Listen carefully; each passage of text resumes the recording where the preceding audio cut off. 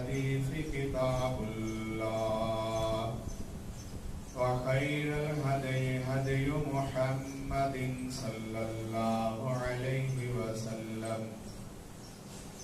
وشر الأمور محدثاتها وكل محدثة بدعة وكل بدعة ضلالة وكل ضلالة في النار.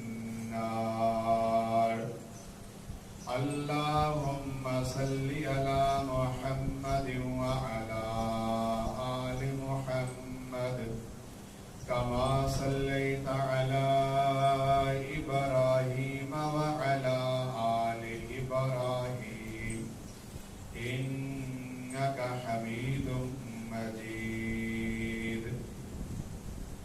اللهم بارك على محمد وعلى آل محمد كما باركت على إبراهيم وعلى آل إبراهيم إنك حميد مجيد. أما بعد فأعوذ بالله من الشيطان الرجيم. بسم الله الرحمن الرحيم. وما أرسلناك إلا رحمة للعالمين. رب اشرح لي صدري ويسر لي أمري واحلل عقدة من لساني يفقهوا قولي. رب زدني علما. ہر قسم کی حمد و ثنا، تحمید، تعریف، تمجید، بزرگی، جاہ جلال، کبریائی اللہ احسن الخالقین، احکم الحاکمین کی غفور الرحیم وحدہ لا شریک ذات کے لیے، جو اس ساری کائنات کو تخلیق کرنے والا، نظام کو چلانے والا، مخلوقات کو اپنے خزانوں سے نوازنے والا ہے. اس کی ذات میں، صفات میں، عبادت میں نہ کوئی شریک تھا اور نہ ہو سکتا ہے. ان گنت اور لا تعداد درود و سلام امام الانبیاء، سید الانبیاء، سید الرسل، سید ولد آدم، سید الثقلین، شفیع المذنبین، رحمت للعالمین جناب محمد مصطفیٰ احمد مجتبیٰ صلی اللہ تعالی علیہ وآلہ وبارک وسلم کے لیے، جنہیں رب العالمین نے اس ساری کائنات کے لیے امام، راہبر اور رحمت بنا کر مبعوث فرمایا، جن کی اطاعت کو خالق کائنات نے اپنی فرما برداری اور جن کی نافرمانی کو مالک ارض و سما نے اپنی نافرمانی قرار دیا ہے. ایک وقت تھا جب لوگوں کا دعویٰ تو بہت بڑا تھا کہ ہم ابراہیم خلیل اللہ علیہ السلام کے دین کے ورثاء ہیں، مگر عقیدہ غلطیوں سے بھرا ہوا،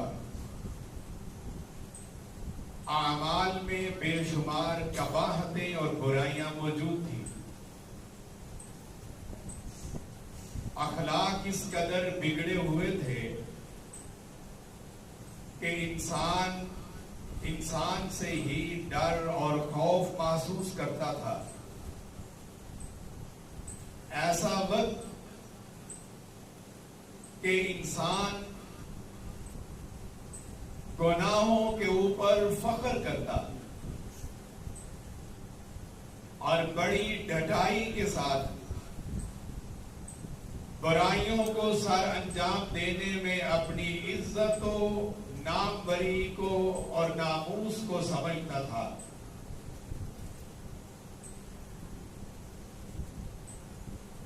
ظلم کرنا، کسی کا حق مارنا، لوٹ مار کرنا، قتل و غارت کرنا، اس جیسے بڑے بڑے گناہ ان کے لیے معمولی کام کی حیثیت رکھتے تھے کہ اللہ تعالی نے اپنی رحمت سے اپنے بندوں کی رہنمائی کے لیے، اصلاح کے لیے، صراط مستقیم سے آگاہ کرنے کے لیے، جہنم کی بھڑکتی ہوئی آگ سے بچانے کے لیے، اچھے اعمال کی دعوت دینے کے لیے، اور پھر لوگوں کو گمراہی سے نکال کر دین اسلام کی طرف لے آنے کے لیے سب سے بڑی نعمت حضرت محمد مصطفیٰ صلی اللہ علیہ وسلم کو مبعوث فرمایا. یہ اتنی بڑی نعمت ہے، اتنا بڑا اللہ کا فضل ہے، اتنی بڑی انسانوں کو اللہ کی طرف سے یہ بخشش اور عطا ہے کہ اللہ تعالی نے اپنی ان گنت نعمتوں میں سے قیمتی سے قیمتی نعمت پر، افضل و اعلی نعمت کے اوپر قرآن میں اور نبی کی زبان مبارک سے کبھی احسان نہیں جتلایا کہ میرے بندو، میں نے فلاں نعمت عطا کر کے تم پر اپنا احسان کیا ہے. فقط ایک نعمت جس پر اللہ نے اپنا احسان ذکر کیا ہے، لَقَدْ مَنَّ اللَّهُ عَلَى الْمُؤْمِنِينَ. اور مومنو، تمہارے رب کا تم پر احسان ہے کہ اس نے اپنے مصطفیٰ کو تم میں نعمت نبوت سے عطا کر کے مبعوث کیا ہے. یہ اتنی بڑی نعمت ہے، جو نعمت اتنی اعلیٰ ہو کہ اس پر عرش والا اپنا احسان جتلائے، پھر اس نعمت کے بڑے ہونے پر، اس میں اللہ کے فضل کے شامل حال ہونے پر، اس نعمت کی قدر اور قیمت پر، اس نعمت کے حقوق پر اور اس احسان کا جواب اللہ کو دینے پر ذرا غور کیجئے پھر انسانوں کو کتنی محنت کی ضرورت ہے. اور قرآن مجید میں اللہ نے یہ بات ارشاد فرمائی، وَمَا أَرْسَلْنَاكَ إِلَّا رَحْمَةً لِلْعَالَمِينَ. جس نعمت کے اوپر احسان جتلایا ہے، اللہ نے اپنے اس بندے کو، حبیب کو، نبی کو، امام کو، پیغمبر کو اتنا اعلیٰ، اتنا افضل، اتنا اشرف، اتنا اکمل بنایا ہے کہ ان کے بارے میں فرمایا، ہم نے اپنے حبیب کو سارے جہانوں کے لیے رحمت بنا کر مبعوث کیا ہے. ان کی ذات بھی، ان کا وجود بھی، ان کی سیرت بھی، ان کا کردار بھی، ان کی نبوت بھی، ان کی تعلیم بھی، ان کی حرکات و سکنات بھی، ان کی دعوت بھی، ان کی عبادت بھی، ان کا اخلاق بھی، ان کا جہاد بھی، ان کی دعائیں بھی، ان کا نگاہ اٹھانا بھی، ان کا کسی سے ملنا بھی، ان کی زندگی کے ایک ایک حرکت کو اور پورے وجود کو وَمَا أَرْسَلْنَاكَ إِلَّا رَحْمَةً لِلْعَالَمِينَ، اللہ نے رحمت بنا کر مبعوث کیا ہے. اور جہاں اللہ کی رحمت ہوتی ہے وہاں اللہ کی ناراضی اور اللہ کا غضب اور اللہ کی طرف سے سزائیں نہیں اترا کرتی. وہاں اللہ کی طرف سے برکتیں آتی ہیں، فضل آتا ہے، انعام آتے ہیں. اور اللہ نے قرآن میں یہ بات بھی ارشاد فرمائی، وَمَا كَانَ اللَّهُ مُعَذِّبَهُمْ وَأَنْتَ فِيهِمْ. میرے حبیب، جب آپ کو رحمت للعالمین بنایا ہے اور آپ کائنات میں موجود ہیں، جب تک آپ موجود ہیں آپ کا رب اپنے بندوں کے اوپر کوئی عذاب نازل کر سکتا؟ اتنی بڑی رحمت، انسان گمراہ تھے، اللہ نے رحمت سے انہیں صراط مستقیم سے آگاہ کیا، انسان اپنی گمراہی سے جہنم کے دروازے کے اوپر پہنچ گئے تھے، اور حدیث مصطفیٰ کے الفاظ ہیں کہ میں بندوں کو ان کی کمروں سے ان کا لباس پکڑ پکڑ کر جہنم سے پیچھے کھینچ رہا ہوں۔ اتنی بڑی نعمت کہ انسان آگاہ نہ تھا، والدین کیا ہیں، مقام کیا ہے، رشتہ دار کون ہے، حقوق کیا ہے، اولاد کیا ہے، ذمہ داریاں کیا ہیں، رب کون ہے، اس کو راضی کیسے کرنا ہے، یہ دنیا ہے اس کے نظام کو کیسے چلانا ہے، شیطان کیا ہے، اس کے جالوں سے مکاریوں سے اپنے آپ کو بچانا کیسے ہے۔ اللہ نے پھر اپنی رحمت سے اپنے بندوں کو ان سارے معاملات سے آگاہ کر دیا ہے۔ پھر وہی لوگ تھے جو ایک دوسرے کے دشمن تھے، نفرتوں کے اندر ڈوبے ہوئے تھے، خون کے پیاسے تھے، کہ پھر ایک دوسرے کے ایسے بھائی بھائی بنے ہیں۔ اللہ نے کہا کہ فَأَلَّفَ بَيْنَ قَلُوبِكُمْ فَأَصْبَحْتُمْ بِنِعْمَتِهِ إِخْوَانًا، عرش والے نے اپنی طرف سے الفت و محبت دلوں میں پیدا کر دی۔ پھر وہ ایک دوسرے کے لیے جانیں دینے والے، اظہار کرنے والے، قربانیاں دینے والے، محبت کرنے والے، ہمدردی کرنے والے، دفاع کرنے والے۔ پھر خوف نہ رہا، ڈر نہ رہا، کہ حضرت رسول اللہ صلی اللہ علیہ وسلم نے کہا تھا ایک وقت آئے گا ایک بوڑھی عورت اکیلی وہ یمن کے دور دراز سفر سے اونٹ کے اوپر بیٹھ کر نکلے گی، سونا اس نے اپنے جسم کے اوپر پہنا ہوا ہوگا، مگر اتنے طویل عرصے میں کہ وہ یمن سے مکہ آئے، یہاں بیت اللہ شریف میں حاضری دے اور واپس جائے، کوئی بری نگاہ سے اس کی طرف دیکھنے والا نہ ہوگا کہ اس کو لوٹ لیا جائے یا نقصان پہنچایا جائے۔ اور پھر رسول رحمت نے اللہ کی دی ہوئی تعلیمات سے اس کائنات کے اندر لوگوں کی وہ اصلاح کی، تربیت کی، کردار کو تعمیر کیا، اخلاق کو درست کیا، عقائد کی اصلاح فرمائی، کہ حجۃ الوداع کا موقع آ گیا ہے اور آپ اپنے اصحاب سے کہہ رہے ہیں فَإِنَّ دِمَاءَكُمْ وَأَمْوَالَكُمْ وَأَعْرَاضَكُمْ بَيْنَكُمْ حَرَامٌ كَحُرْمَةِ بَيْنَكُمْ كَحُرْمَةِ يَوْمِكُمْ هَذَا فِي شَهْرِكُمْ هَذَا۔ اور 23 سال کی محنت کے بعد آج وقت آیا کہ حضرت رسول کائنات صلی اللہ علیہ وسلم نے اپنے اصحاب سے کہا لوگوں سنو، اے اللہ نے تمہاری عزتوں کو، تمہاری دولت کو، تمہارے مال کو، تمہارے خون کو اس طرح ایک دوسرے کے اوپر حرام کر دیا ہے، اور جس طرح سارے شہروں میں مکہ کو حرمت حاصل ہے اور جس طرح حج کے دنوں کو حرمت حاصل ہے، اسی طرح کسی مسلمان کو کوئی نقصان پہنچایا جا سکتا کہ اللہ نے انہیں رحمت بنا کے بھیجا۔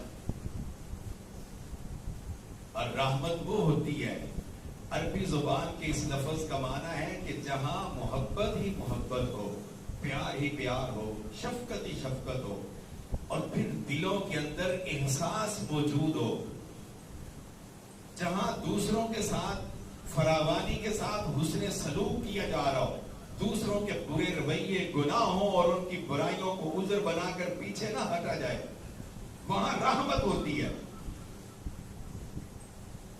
اللہ نے اپنے حبیب کو ایسا رحمت للعالمین بنایا ہے کہ لوگوں نے آپ کو برا کہا، تان کی، آپ کے برے نام رکھے، گالیاں دی، آپ کو زہر دینے کی کوشش کی گئی، قتل کے منصوبے بنائے گئے، مکہ سے جلا وطن کرنے کے لیے منصوبے بنائے گئے، مگر کبھی رسول اللہ نے کسی سے اپنا انتقام، اگر انتقام ان باتوں کے اوپر شروع کر دیتے تو پھر وما ارسلناک الا رحمتا للعالمین، وہ رحمت نہ رہتی۔ آپ بیت اللہ میں نماز پڑھ رہے ہیں کہ آپ کے جسم نہر پر اوجڑی اونٹ کی لا کر رکھی گئی اور بیت اللہ میں عبادت سے روکا گیا، مارا اور پیٹا گیا، ہجرت پر مجبور کیا گیا. اور جب غزوہ احد میں حضرت رسول رحمت زخمی ہو کر بیٹھے ہوئے تھے، ابن مسعود کہتے ہیں کہ آپ اپنے چہرے پر انوار سے اپنا خون صاف کر کے کہتے تھے اللہم اغفر لقومی فإنہم لا یعلمون. اور جگرا کیا ہے، برداشت کیا ہے، حوصلہ کیا ہے، سینہ کتنا بڑا ہے کہ کوئی شخص خون سے اپنے چہرے کو بھرے ہوئے صاف کرے اور ساتھ عرش والے سے کہے اللہ میری قوم کو معاف کر دے. یہ نہیں جانتے کہ میں کون.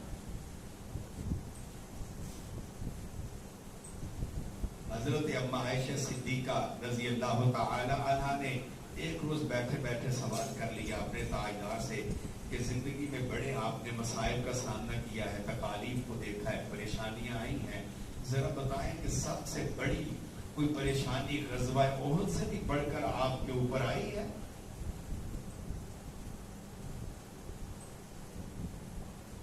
امام کائنات نے اپنی زوجہ کو اس کا جواب دیا کہ ہاں عائشہ، ایک دن میری زندگی میں اس سے بھی سخت تھا جب میں مکہ سے گرمی کے موسم میں پیدل سفر کرتے ہوئے دین کی دعوت کی غرض سے طائف کیا،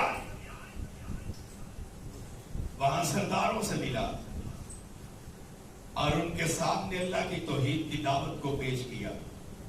اور وہ سردار بڑے بگڑے ہوئے، بڑی عجیب و غریب باتیں کرنے والے، اور ایسی عجیب و غریب کہ ہم نے کبھی دین کی دعوت میں ایسی باتیں سنی نہیں ہیں، اور آج تو ہم سننے کے روت آج بھی نہیں، حوصلے بھی اتنے پست ہیں. ایک شخص کہنے لگا تنزل، اور تیرے علاوہ اللہ کو کوئی اور بندہ ملا نہیں ہے جس کو رسول بنا دیتا، اور تیرے پاس تو سواری نہیں ہے سفر کرنے کی. لیکن اسے کیا پتا تھا کہ عرش والے کے نزدیک کبھی مال و دولت اور دنیا کے منصب اور سرداریاں یہ اور نبوت کے منصب کے لیے معیار نہیں ہے. اور ایک کہنے لگا اگر اللہ نے تجھے ہی رسول بنایا ہے پھر مجھے ڈرنا تو چاہیے، لیکن میں تو اپنی داڑھی منڈوانے کے لیے تیار ہوں کہ تجھے اللہ نے رسول بنا دیا.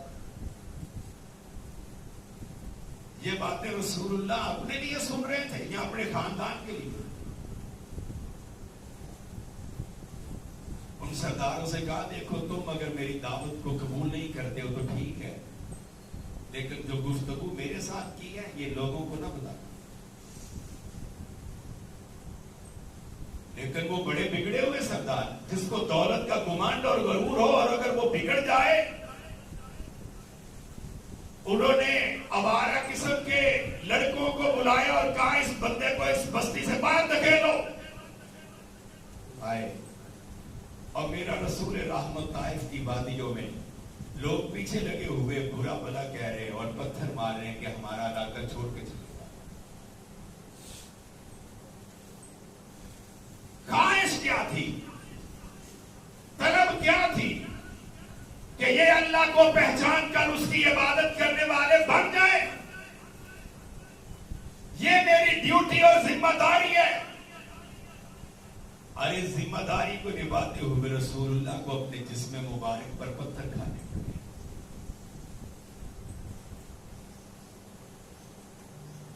آپ زخمی ہوئے، جسم سے خون نکلا، اور پریشانی کے عالم میں ایک باغ ملا، وہاں جا کے بیٹھ گئے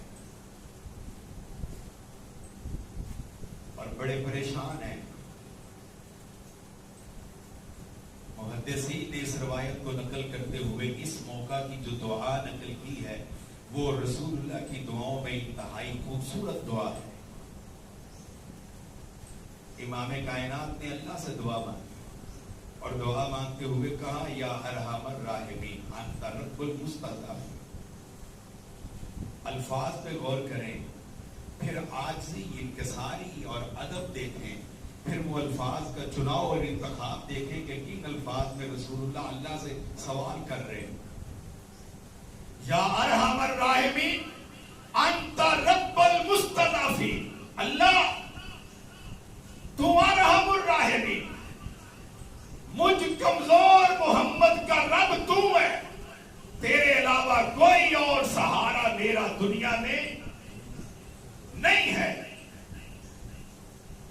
اِلیٰ مَن تَکِلْنِی، اللہ مجھے کس کے سپرد کر رہا ہے؟ مجھے ایسے چھوڑ دے گا؟ اِلیٰ بَعِیدٍ یَتَجَہَّمُنِی، اور مجھے کسی ایسے کے سپرد کرے گا جو میرے ساتھ بڑی سختی سے پیش آئے گا. ام اِلیٰ عَدُوٍّ مَلَکْتَہُ امری،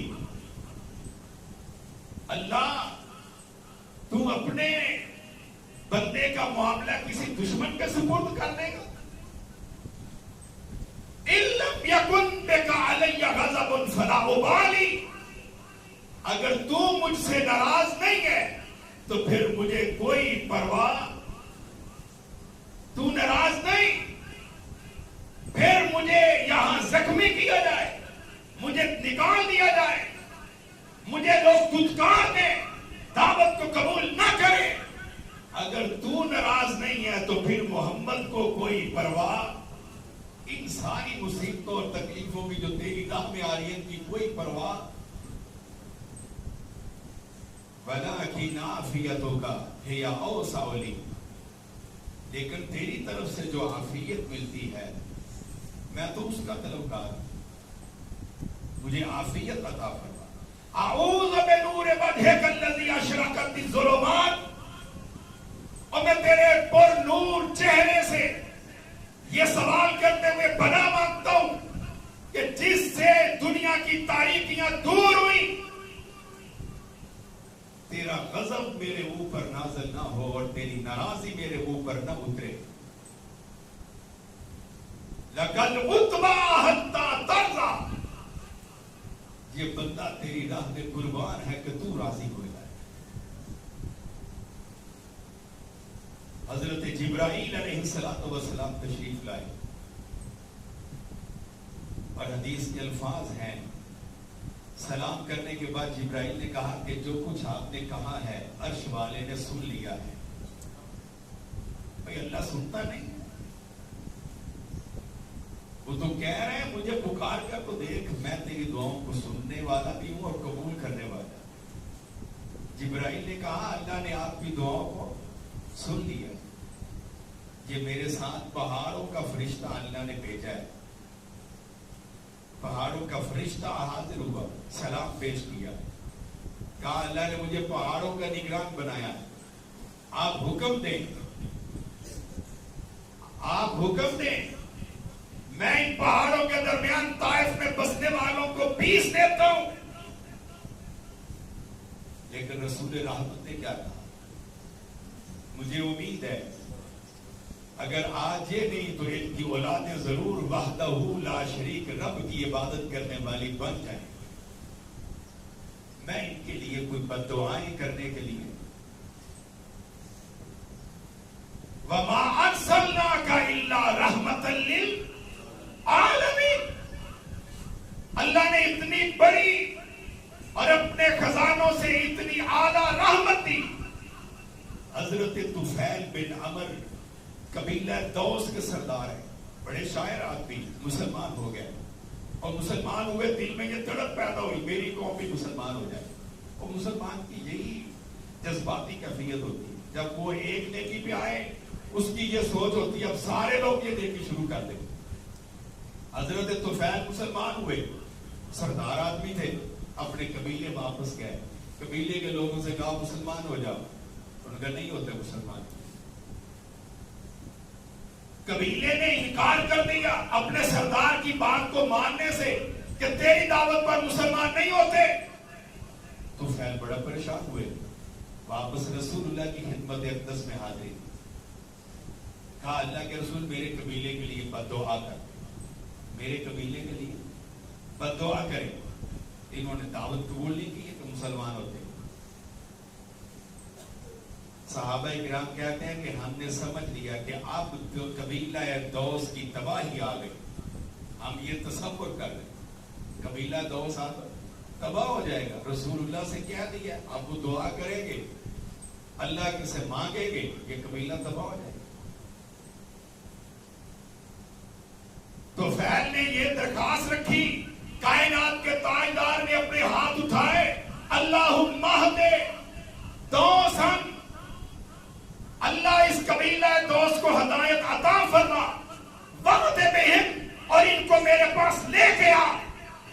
سارے حیران و پریشان, اور حالی نے کہا تھا وہ نبیوں میں رحمت کا لقب پانے والا, وہ نبیوں میں رحمت کا لقب پانے والا, مرادیں غریبوں کی بان لانے والا, مصیبت میں غیروں کے کام آنے والا, وہ اپنے برائے کا غم کھانے والا, وہ نبیوں میں رحمت کا لقب پانے والا. تو فعل کیا کہہ رہا ہے, اللہ ان کے لیے, اللہ کے رسول سے کہ ان کے لیے بد دعا کریں, اور رسول اللہ نے اپنے ہاتھ اٹھا کے اللہ سے کیا مانگا, اللہ ان کو ہدایت دے.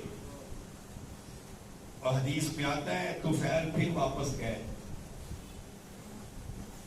واپس جا کے کہا مسلمان ہو جاؤ. پورا قبیلہ دوست مسلمان ہوا, اور نہ جانتے تھے کہ کس نے اپنے ہاتھ عرش والے کی بارگاہ میں اٹھائے ہیں. اور پھر پورا قبیلہ رسول اللہ کی خدمت میں حاضر ہوا کہ دعا کے الفاظ سے اللہ ہدایت بھی دے اور ان کو میرے پاس بھی لے گیا. ایسی رحمت خطبہ ارشاد فرما رہے, اور خطبے کے دوران ایک آدمی مجمع کے اندر کھڑا ہے. پوچھا یہ کیوں کھڑا ہے؟ صحابہ کرام نے کہا اس نے نظر مانی ہوئی ہے. نظر یہ مانی ہے کہ بیٹھے گا نہیں, دھوپ میں کھڑا رہے گا. رسول اللہ صلی اللہ علیہ وسلم نے جب یہ بات سنی کہ نہ اس نے کسی سے بات کرنی ہے, نہ بیٹھنا ہے, نہ چھاؤں میں جانا ہے, کہا اسے حکم دو یہ کلام بھی کرے, یہ چلے بھی, یہ بیٹھے بھی, یہ سائے میں بھی جائے. اور یہ نظریں نہیں کہ انسان اپنے آپ کو ایسی مصیبت میں ڈالے جو اللہ اس کے رسول نے حکم نہیں دیا. وَيَضَعُ عَنْهُمْ إِسْرَهُمْ وَالْأَغْلَالَ الَّتِي كَانَتْ عَلَيْهِمْ. اور اللہ نے تمہیں وہ رسول دیا ہے کہ لوگوں نے جو بوجھ اپنے اوپر ڈالے ہوئے تھے وہ سارے بوجھ اتار کے آزاد کر دیا, کہ اسے رحمت بنا کے بھیجا.